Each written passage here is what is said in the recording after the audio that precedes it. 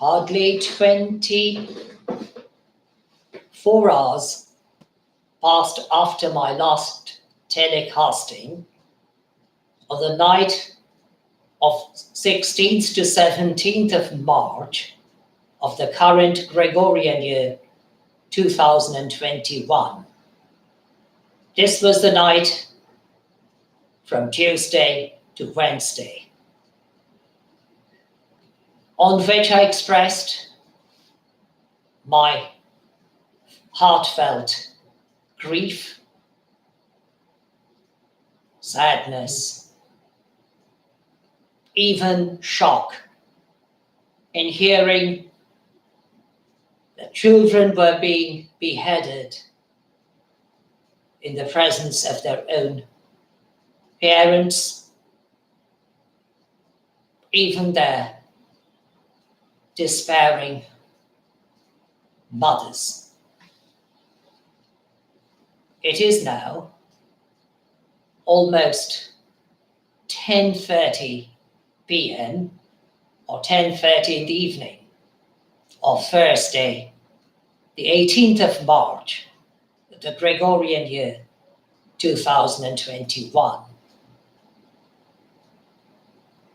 While despairing, the incidences which have been occurring repeatedly throughout the world, even in my neighboring country, or countries I should say in plural, I received another shocking news that in one of my neighboring countries, a 2-year-old infant was executed in the very presence of its parents in order to convince the said parents in following the footsteps of that particular evil regime, not elected, but took over power by a coup.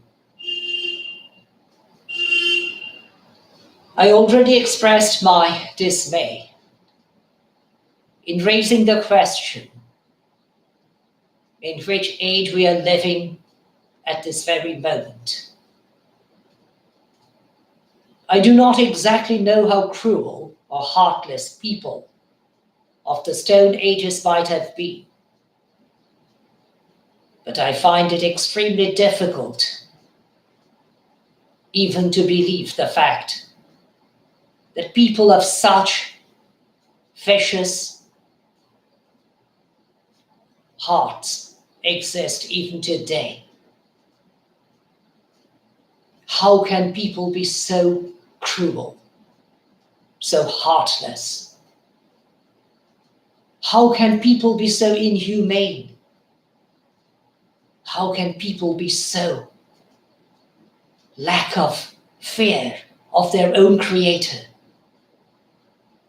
Not in believing that someday those particular individuals who have been committing such vicious crimes, even against the innocent children, will have to face their creator in a trial where there is no partiality, no bribery, no influence.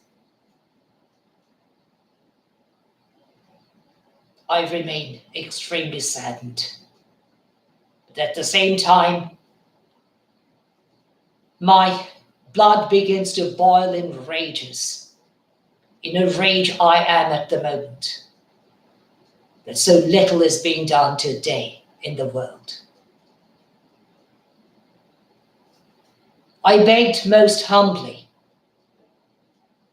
both the most respected viewers of my live telecasting of the said night, and also the leaders of the world, to act effectively in prevention of such heinous crimes against the innocent victims, even babies and children, even those children who were hardly 11 years of age, yet were executed before their own parents.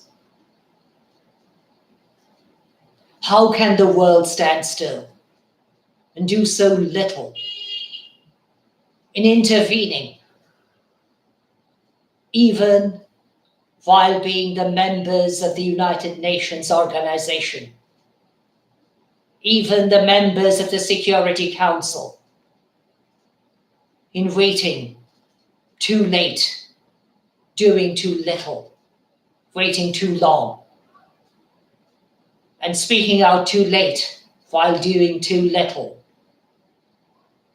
about a regime which has been killing indiscriminately the innocent bystanders, the innocent protesters,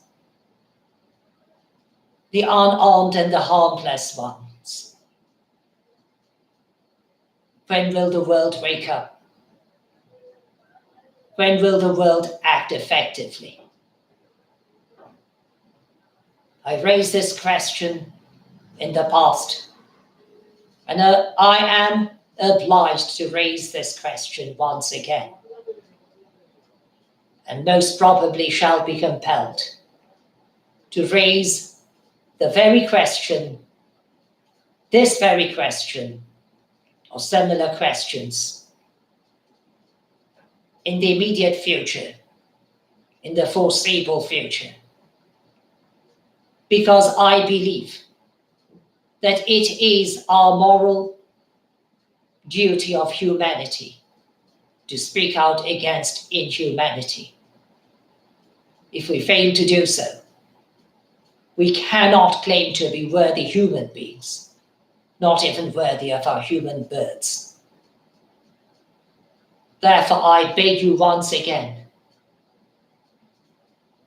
most humbly, most respectfully, most sincerely, to speak out against injustice, to speak up against such unpardonable offenses, even the violence committed against the innocent children, the innocent women, the innocent men of our world, remembering the fact that we could be one of them, and we would be not here today if we were in their stead.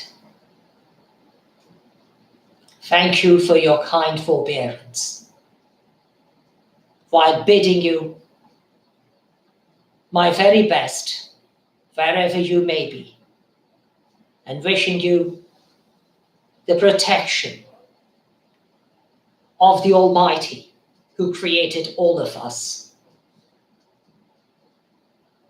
You, my most beloved, dear and respected friends, and respected viewers of this live telecasting, even those victims of such cruelty and inhumanity, and even me, your most humble servant. I bid you a restful night from my country, and thank you once again for your kind response.